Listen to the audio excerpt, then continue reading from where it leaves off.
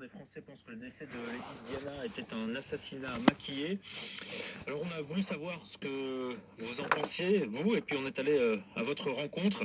Juliette Pietraszewski et Martin Bourdin sont allés dans les rues de Paris. Les théories du complot, Bassam l'affirme, il n'y croit pas. Je crois pas qu'on puisse y croire une seconde, quoi. Pourtant, quand on lui propose les différentes affirmations complotistes de l'enquête, cet étudiant de 22 ans n'est plus tout à fait le même. L'accident de voiture au cours duquel Lady Diana a perdu la vie est en fait un accident maquillé. Je pense que c'est vrai, parce que c'est un peu trop gros ce qui lui est arrivé. Je pense qu'il y avait de mauvaises relations avec la reine. Par rapport à cette théorie, je pense que oui, je fais partie des complotistes. Mais uniquement sur celle-ci, quoi. Camille non plus ne se définit pas comme complotiste, mais elle aussi a quelques doutes. Les Illuminati sont une organisation secrète qui cherche à manipuler la population. Grand sujet. Je sais pas. J'y crois un peu. Illuminati ou pas, on a toujours quelqu'un qui se fait manipuler par d'autres. Au total, plus d'un Français sur 5 valide au moins 5 complots proposés par les sondeurs. Des théories qui profitent notamment d'Internet, selon Rudi Reichstadt, le directeur de l'Observatoire du conspirationnisme. Internet a évidemment démultiplié les possibilités de diffuser ce genre de contenu qui auparavant était assez confidentiel, mais qui pouvait rester très, très marginal. Mais non seulement Internet permet la multiplication de ces contenus, mais aussi leur amplification. Et parce que ces contenus sont plus visibles, ils font aussi plus d'adeptes. Alors pour éviter la propagation de ces théories complotistes, les auteurs de l'étude préconisent notamment le développement d'une meilleure culture de l'information en France. Et on retrouve Laurent au 32-16. Bonjour. Bonjour Laurent, ravi d'être avec vous. Vous pourriez croire à l'une de ces théories ? Non, en fait, c'est-à-dire que je préfère ne pas y croire et penser bêtement que je vis dans le pays des bisounours plutôt que de croire que je vis dans un monde complètement obscur. Après, il y a des choses entre deux à trouver. Oui, je me pose certaines questions, notamment sur le vaccin, par exemple, ou pourquoi on trouve du mercure à haute dose et pourquoi il y a quand même des faits qui sont réels, où il y a des gens qui tombent vraiment malades, la sclérose en plaques. Alors attention, ça ne veut pas dire qu'on n'a pas le droit de se poser des questions. Non, voilà, je me pose des questions, mais de là à réellement croire à tout ça, non, je préfère pas et j'en doute vraiment.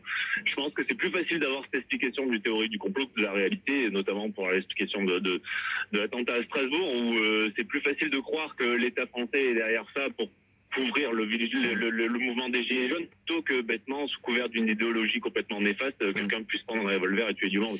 Il y a parfois des théories un peu séduisantes, un peu attirantes, c'est ça? Oui, c'est complètement attirant, mais le problème c'est que le côté d'Internet, et moi je me détache complètement de ça en ce moment parce que c'est dingue ce qu'on peut voir. Moi je me suis enlevé de Facebook volontairement parce que j'en peux plus de voir toutes ces théories qui arrivent tous les jours, et je me dis je peux pas vivre dans un monde comme ça. Alors c'est peut-être trop fleur bleue ou trop comment dire, méfiant de ma part, mais non, je préfère vraiment croire que j'ai dans le pays des bisounours. Et sur les réseaux sociaux, Laurent, ça vient parfois de certains de vos amis, de vos proches, de votre famille? Ah oui, complètement. Oui. Il y a ça, les amis, la famille, et puis toutes les sponsors, les pubs qu'on peut avoir, ou alors quand on allume YouTube ou autre. Mais quand c'est les proches, on fait quoi? On laisse aller, on dit rien, ou alors on leur fait une remarque? Je discute souvent avec ma compagne de ça, et c'est vrai qu'on a deux avis complètement différents. On en discute un peu, je vais chercher des sources. J'ai acheté un bouquin il n'y a pas si longtemps qui s'appelle Sortie de l'hypnose collective, écrit par un médecin.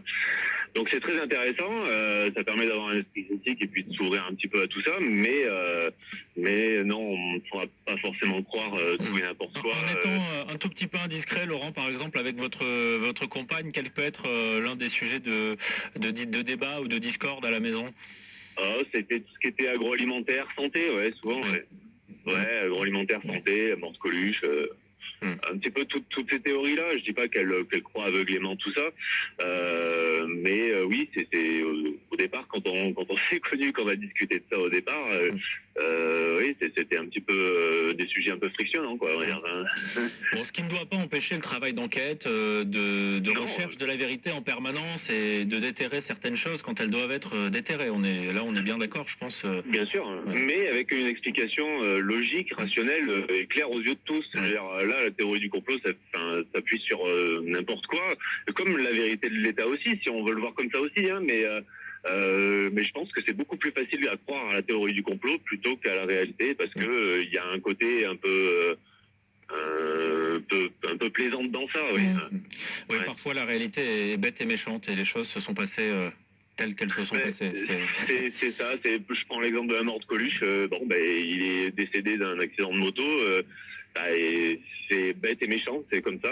Et je pense que c'est pas forcément l'État français qui a voulu le faire taire. Et enfin, moi, je préfère le voir comme ça plutôt que de me dire que tout est contrôlé et que, enfin, dans ce cas-là, on vivrait pas correctement. Enfin, je veux dire, on vivrait dans un monde vraiment complètement malsain et je veux pas y croire. En fait, je préfère pas y croire. Ou je veux pas y croire, ou je préfère pas y croire, comme vous voulez. Merci beaucoup, Laurent. Merci pour ce Merci à témoignage. vous. Bonne route à vous aujourd'hui et Bonne puis journée. à très vite au 32-16. Merci beaucoup d'avoir témoigné. Vous continuez, bien sûr. Hein, si ce que vous entendez sur l'antenne vous fait réagir, vous n'hésitez pas. Vous connaissez le chemin. C'est le 32-16. C'est Catherine et Quentin qui vous accueillent au standard. Il est 5h47 sur RMC. Les titres de l'actualité. Emmanuel